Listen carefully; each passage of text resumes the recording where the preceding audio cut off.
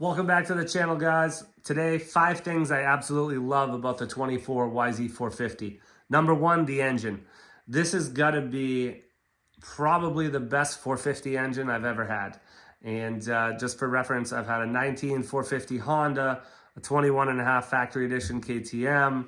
I had a 350 SXF 24. I've ridden the 24 Rockstar, 23.5 Rockstar Husky. So I rode a 24 Honda, and for me, this Yamaha engine is awesome. I mean, it has an incredible spread of power. It's fully customizable through the tuner, and it's got great bottom end, awesome mid-range, and it will pull to the moon if you want to. You can also, in my opinion, this is the best 450 for pulling third gear, and even in somewhat slow corners, it has enough torque and enough bottom end grunt where you can pull third gear, whereas on the Husky and the KTM, you got to downshift in a second in a lot of those corners. So I love that. Second, turning ability. So, you know, the new YZ is an extremely nimble machine.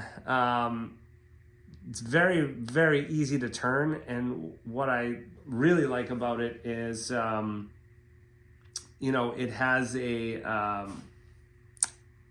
very easy turn in. So when you go into corners on a 450, sometime, you know, you let off the gas, you get some engine braking. This doesn't have that. It almost feels two-stroke like when you come in the corner, it's very free balancing, I guess is the best way to put it. So it will turn on a dime. I have not had a scenario where I was like, man, this thing is awful in the corners. It's phenomenal. It turns, it's light. And I'm going to jump back to number 1, the engine. That is probably the biggest difference between this 450 that I've experienced versus the others, is the engine is super quick revving. And what I mean by that, it's got a very light, snappy feel to it. So it doesn't feel like there's hardly any engine braking when you're on it. Obviously there is, it's a 4-stroke, but I would say relative to all the other 4-strokes, hands down, it doesn't feel like there's any engine braking. So number 1 was engine, number 2 was turning ability, and number 3, suspension. Love them or hate them, the KYB is, I've tried everything. I had 8 kit cone valves on my KTM, I've had Showa stuff. The stock KYBs on this thing are phenomenal. So when you spend 10 grand or whatever you're paying for your bike, and you know, probably, you know, given that all these 450s have more power than most people can ever use, the number 1 thing on the bike to keep you safe and make you go faster is probably your suspension, right? So in my opinion, the front forks and the rear shock, phenomenal, even stock. The only thing I would recommend, obviously it makes a big difference, is changing springs for your actual weight, but I think you'll be surprised. You know, the stock one is sprung pretty well. So love the suspension, 450, you know, rear shock, front forks, I would say best in class by far. Number 4, Yamaha Power Tuner. Power Tuner is amazing. Has everything you'll ever need and more on a simple, effective platform. I mean, you can go in, put race log notes, you can get suspension setting adjustment recommendations. You can go in and dial in maps, make your own maps, tailor maps. Just an amazing tool. Has your engine hours. You can set your service maintenance. So, you know, I've had the KTM stuff before, and they're my connectivity unit. You know, I've seen the other ones. Hands down, this one makes the most difference too. I feel like on the bike, the KTM one is simple. It's okay, even the new one, but this you can really tell a difference in your motor. So if you want to change the power character of this bike, that power tuner is amazing. And that's another benefit I think of this bike is, yeah, you're buying a 450.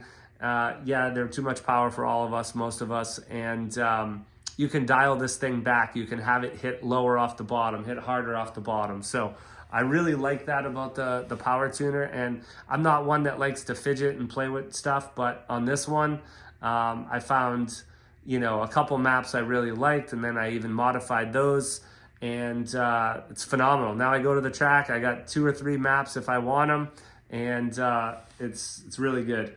The last thing that I love about this bike, and I gotta come up with a new term for this, but I'm gonna call it adaptability, right? So the ability to take your bike, get it set up when you get it, set your sag, set your suspension, get a setting that works, and then take it to multiple other tracks in your area. So as an example, I set this up on an intermediate track, more of a natural terrain style track, and I can take it to a more of a jumpy type of, I wouldn't call it supercross, but obviously, a really jump full track, and it will be equally at home there. And then I can jump on a sand track, and the most I might have to do is, adjust a click or two on a rebound or a compression.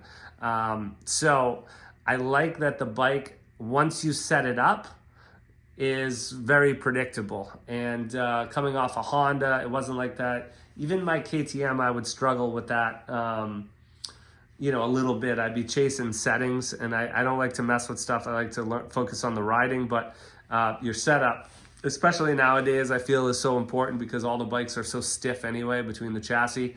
I do like the feel of this chassis, and I like the fact that you can set it up and,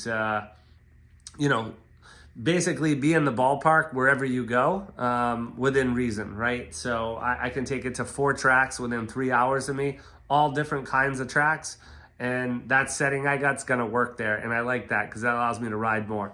All right, guys, make sure to comment on the video. Curious to hear what you got. Stay tuned. We got a full review coming with both pro riders on this bike, vet riders, and everything in between. And then we also have a video coming out on things I would do to it if you want to spend some money. Thanks, and like and subscribe.